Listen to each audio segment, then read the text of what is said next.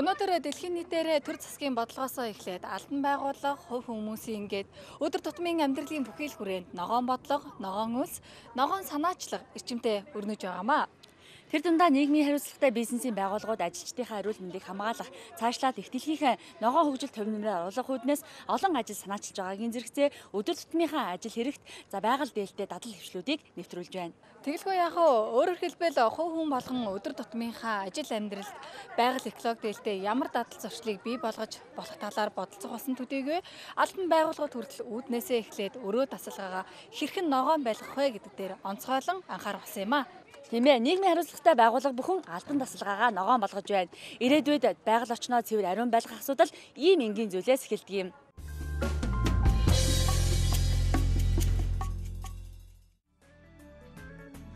Ногоон албан тасалгаа гэх ойлголтыг анх 1997 онд Дэлхийн байгаль хамгаалах сангийн Финлянд улсдаг салбарын мэргэжилтнүүд санаачлан бий болгосон бөгөөд энэ нь байгалийн том жижигээс үл хамааран албан тасалгаанд хэрэгжүүлж нэвтрүүлж болох энгийн мөртлөө байгаль дээлтэй санал санаачлагын удирдлагын тогтолцоо юм. Ногоон албан тасалгааны зорилт нь албан хэрэгцээнээс үүдэлтэй хог хаягдлыг бууруулахаас эхлээд материалын болон эрчим хүчний зардлаа хэмнэхээр үргэлжилдэг. Манай олон байгууллага энэ зорилтыг өмнөө тавиад байгаагийн нэг нь Enterprise компанийн. Энэ байгууллагын ногоон албан тасалгаа бүхий ногоон байгууллага, ногоон үйлдвэр болох зорилготой ажиллаж байна. Enterprise компанийн цаас номноос татгалзах сурталчилгаа гарган 2010 онд анхны ай ном цэгмэн гэсэн захин хуудсыг нээн ажиллуулж гисэн нь байгаль дээлтэй томоохон үлгэр жишээ ажлын нэг болжээ. Захин номын худалдааны ай нам захин хуудсанд өнөөдөр 360 ном захин хэлбэрээр ороод байгаа бөгөөд цаашдаач номын фондоо нэмэгдүүлж тэр хэрээрээ байгаль орчноо хамгаалах үйлсэд өөрсдийн хөв нэмрээ оруулах хэмээнтэд ярьж байна. Нэг ийм ном хэвлэхэд 9 ширхэг одоо мод тайрж цаас хэвлэхээс сэргийлж байгаа юм л да. Мод бол устай холбоотой. Модгүй бол усгүй болно, усгүй бол амьдралгүй болно тий.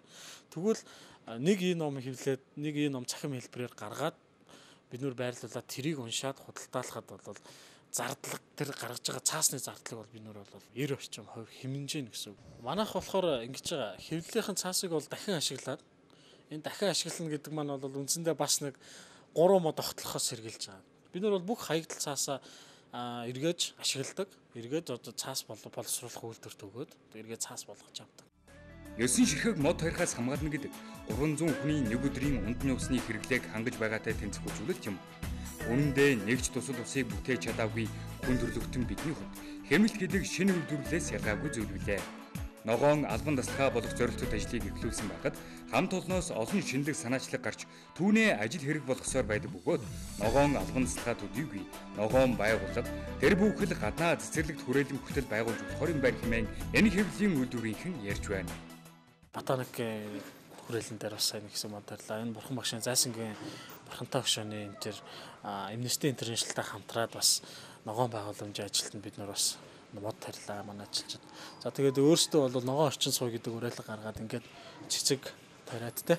Ингээд цэцэгтэй бай гэдэг ингээд уриалга гаргаад явж байгаа. Компьютер дээр байнга суулж байгаа хүмүүст бол энэ бол цэцэг гэдэг бол бас эрүүл органик гэдэг үднээсээ алжаал тайлах, эрүүл байлгах талаас бол сэтгэл сэргээдэг. За ер нь цаашлаад бол манайхан бол бас өөрсдийн гэсэн ногоон төгөлтэй болоё гэсэн зорилт тавьж байгаа. Цаашлаад мод хөржүүлэгч байдаг юм уу? Ногоон байгууламжийн талаар бид нар өөрсдийн гэсэн цэцэрлэгт хүрээлэн эсвэл бол өөрсдийн гэсэн мод үржүүлэхтэй ууланд очиж мод тарьдаг. Ер нь бол ийм ажлыг эхлүүлэх цаг эхэлчихсэн. Монголын бүх компаниуд эхлүүлэх цаг эхэлчихсэн.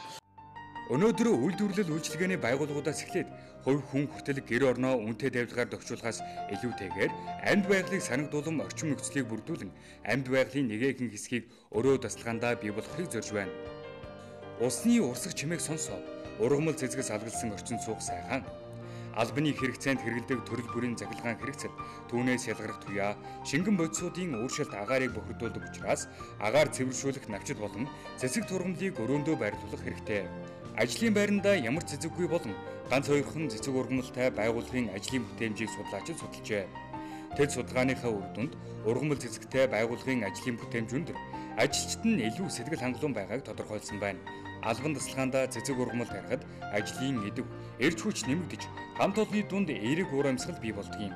Иймхүү ногоон албан тасалгаа цэцэг ургамал тарж ургуулахаас эхлээд хамт олонны шин санаачлагаар баяжин ногоон хөгжлийн эхлэл болж байдаг.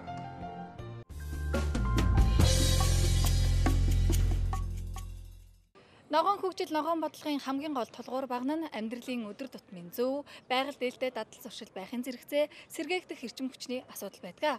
Дэлхийн хүн ам өсгийн хэрээр эрчим хүчний хэрэглээч мөн тасралтгүй өснө нэмэгцээр байна. Үнэн дээр энэ хэрэглээг өнөөдөр ихэвчлэн уламжлалт эрчим хүчний их усраар хангаж байгаа. Энэ нь байгаль орчинд ихээхэн хор хөнөөлтөд тооцогдож байна.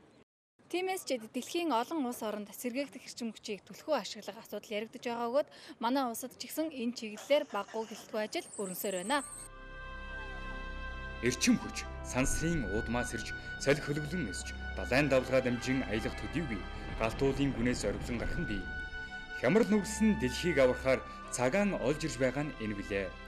Хөрс, агаар, гал, ус төсөөлөлгөх гайхамшгууд бидэнд эрчим хүчний хязгааргүй их сургамжийг өгч байдаг. Харин энэ байгалийн хязгааргүй, шахагдашгүй эрчим хүчний үйлдвэрлэлийг хэрхэн ухаалгаар хэрэглэж ашиглах вэ гэдэг асуудал улс орон бүрт тулгарч байна. Ногоон хөгжлийг дээдлэгч улс орнууд сэргээгдэх эрчим хүчний их үүсвэрээр жилээс жилд нэмэгдүүлсээр байна. Исланд улс ердөө хэдхэн жилийн өмнө эрчим хүчний хэрэглээгээ хангахын тулд нүрсний 70%-ийг гаднаас импортлож авдаг байсан бол өнөөдөр ус төрөгчийн эрчим хүч буюу цэвэр эрчим хүчний их үүсвэрийг ашиглаж эрчим хүчний хэрэглээгээ ногоон их үүсвэртэй болгож чадсанаар хэрэглээнийхээ 18%-ийг л нүрснээс гаргаж авдаг болжээ. Тэгэхээр үлдсэн 82%-ийг ус төрөгчийн эрчим хүчээр хангаж байна гэсэн үг юм. Эрчим хүч дулааны хэрэглээгээ энхүү ногоон болгосноор бусад бүх үзүүлэлтийг ногоон байгаль дээлтэй болгоход чухал түлхэж болдог байна. Энэ бол Германы байшин-барилгууд, Герман улсын албан байгууллага, айл өрх бүр эрчим хүчний хэрэглээгээ сэргээгдэх эрчим хүч тэр дундаа нарны эрчим хүчээр хангахыг эрхэмлэдэг. Байшин бүр дээвэр дээр нарны эрчим хүчний үйлдвэртэй болсон гэж хэлж болно. Ийм байгаль дээлтэй ногоон үйлийг улс орнуудын засгийн газар урамшуулах бодлого баримталдаг болжээ. Франц улс ахуйн хэрэглээнийхээ эрчим хүчийг нарны эрчим хүчээр хангаж байгаа айл өрх албан байгууллагын улсад төлөх татварыг тодорхой хэмжээгээр хөнгөлөх бодлогыг баримталж байна. Ингэснээр өнөөгийн байдлаар эрчим хүчнийхээ 15%-ийг сэргээгдэх эрчим хүчээр хангаж байгаа юм.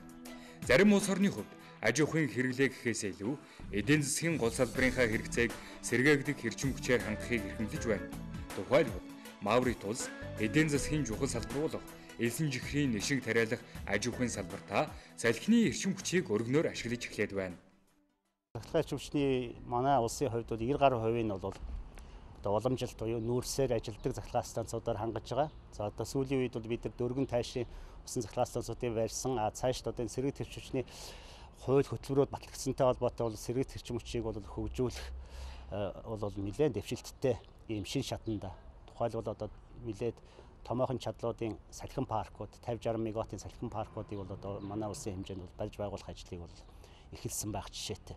Бусад одоо хөгжилтэй Европын орнууд бол энэ сэргээгдэх эрчим хүчийг бол түлхүү хөгжүүлдэг.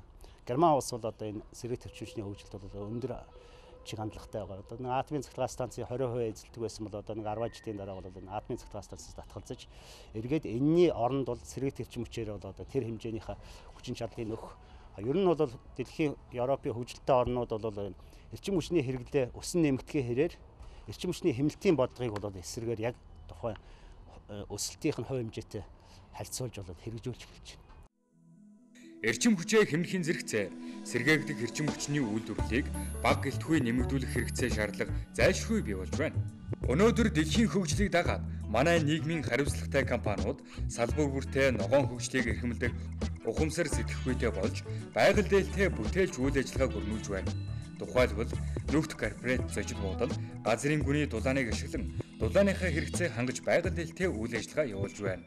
Манай барилга чинь 6000 м квадрат хэрэг чинь энэ барилгыг халаахын тулд жишээлбэл дулаан хэрэглэхийн тулд түлш цахилгаанаар хэрэгэлдэг. Харин гүний дулааны төхөөрөмж болохоор тэдрийг маш их хэмнэлсэн байгаа. Бараг төхөөрөмж бараг 75% хэмнэдэг гэж тооцдог.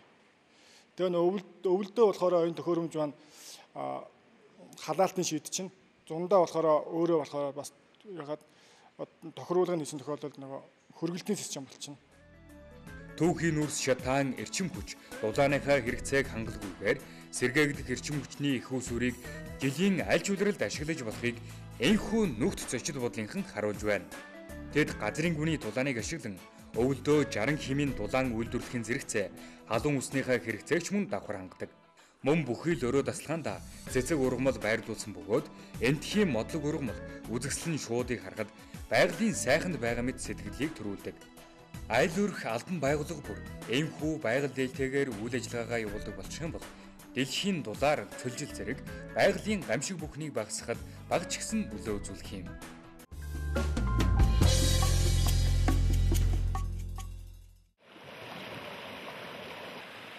Бид усыг чандман эрдэнэ хэмээн хий магтахаас бас энэ амин эрдэнэ чухал үнцнийг төдийлөн сайн мэддэггүй. Хүн төрөлхтний ахуйн болон үйлдвэрлэлд хэрэглэж байгаа усны хэмжээ өдрөөс өдөрт нэмэгдэж, гамгүй хэрэглэснээс болж дэлхийд цэвэр усны нөөц болон бүр багасаар байгаамаа.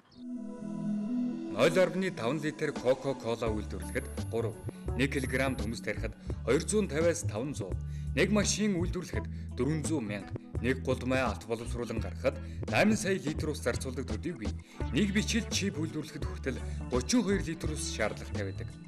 Хотчлт үйлдвэрлэл газар тариалан эрчимтэй хөгжихийн хэрээр захилгаан болон дизель мотороор гүний усыг зогсолтгүй сурвалж голын голдрлыг өөрчилж урсгаж байна.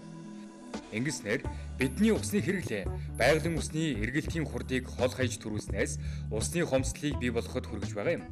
Төвлөрөл хурдтай нэмэгдэхийн хэрээр томоохон хотуудын цэвэр усны нөөц хомсдож, хотоосоо алс хол орших усны өөр нөөц ашиглахаас аргагүй хүрч байна. Ийм хотуудын тоо цаашид улам нэмэгдэх хандлагатай байгаа бөгөөд өвний нэг нь Улаанбаатар хот юм. Одоо өнөөдөр Монгол шиг жорлонгийн гүний цэвэр худгийн усаа жорлон татдаг орон дэлхийд бараг байхгүй байхгүй. Тийм учраас бид нар одоо энэ маш цэвэр туулгоолынхаа усыг жорлон татдаг. Нэг литр шээчээд 10 литр ус татдаг шүү дээ бид нар. Энийг яаж болох вэ? Яаж өөрчлөх вэ? Яаж усаа амнах вэ гэдгээс эхэлнэ. Тэгэхээр энэ бол нэг айхтар зүйл биш. Бид нар ингэхээс өөр арга байхгүй. Яг гэвэл ердөө 15 жилийн дараа туулгоолын ус бид нар төрөхгүй. Ердөө энэ бол хүүхдүүдэд маань энэ Улаанбаатар хот ямар байх вэ гэдэг асуулт. Тэгэхээр энэ бол том улс төр биш, том яриа биш. Энэ бол яг ердийн зүйл байхгүй. Хүн эдийн ухаантайч хэлхээс нааш гэдэг. Монголчууд бол тэртээ тэргүй нэг сэтгэл зүрхэнд нь байгаа. Мянган жил бид монголчууд чинь байгаль дэлхийд ээлтэй байсан. Ганцхан өнөөдрийн шин гялгарууд, шин орон сууц, шин машин, шин хотын нөхцөлд яаж Монгол хүн шигэ байх вэ гэдгээ мэдэх хэрэгтэй. Тэхийн тулд харин энэ талаар уншиж судлах хэрэгтэй байхгүй. Байгаль орчин бохирдолгүй цэвэр ариун байна гэдэг хүн эрүүл байхын үндэс үлээ. Аз жаргалтай ирээдүйн гэрэл гэгээтэй эхлэл нь ногоон хөгжил юм. Тэгэлгүй яхаа үзэг шайны ажиллаж амьдарч байгаа хүрээлэн буу орчинд ногоон санаачлагууд, ногоон бүтээлч үүс өрнөж байгаа бол бидний нэвтрүүлэгтэй холбогдорой. Дараагийн дугаараар уулзцай. Түр баяртай үзэгчтэй.